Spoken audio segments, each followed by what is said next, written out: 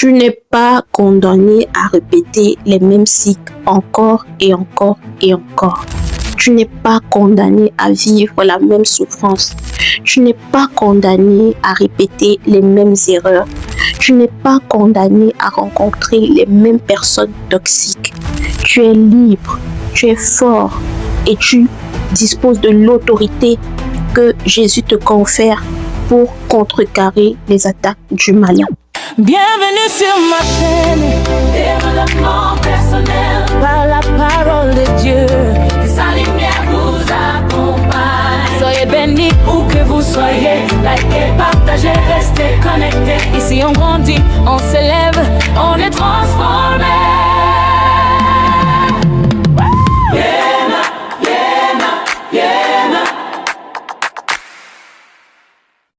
Bonjour et bienvenue sur ma chaîne. Si tu regardes cette vidéo aujourd'hui, ce n'est pas un hasard. Dieu t'a conduit ici parce qu'il a quelque chose à te dire, quelque chose d'important, quelque chose qui va changer ta vie. Si tu acceptes seulement d'entendre et d'ouvrir ton cœur.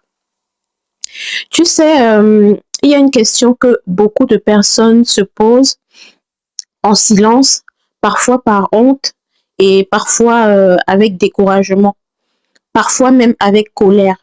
Et cette question c'est, pourquoi est-ce que je vis toujours les mêmes choses? Pourquoi est-ce que j'attire toujours les mêmes types de personnes toxiques qui me font souffrir? Pourquoi est-ce que je me retrouve toujours dans les mêmes situations inextricables et que je commets toujours les mêmes erreurs?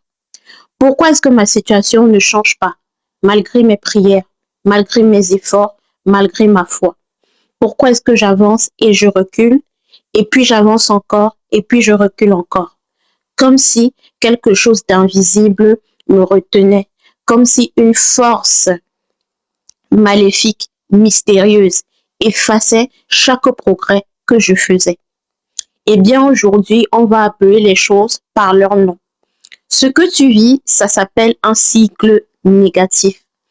Ce n'est pas une fatalité, fort heureusement. Ce n'est pas ton destin. Ce n'est pas ce que Dieu a prévu pour ta vie. La Bible dit d'ailleurs dans Jérémie 29, verset 11, « Car je connais les projets que j'ai formés sur vous, dit l'Éternel, projets de paix et non de malheur, afin de vous donner un avenir et de l'espérance. » Dieu a un plan pour toi. Il a un plan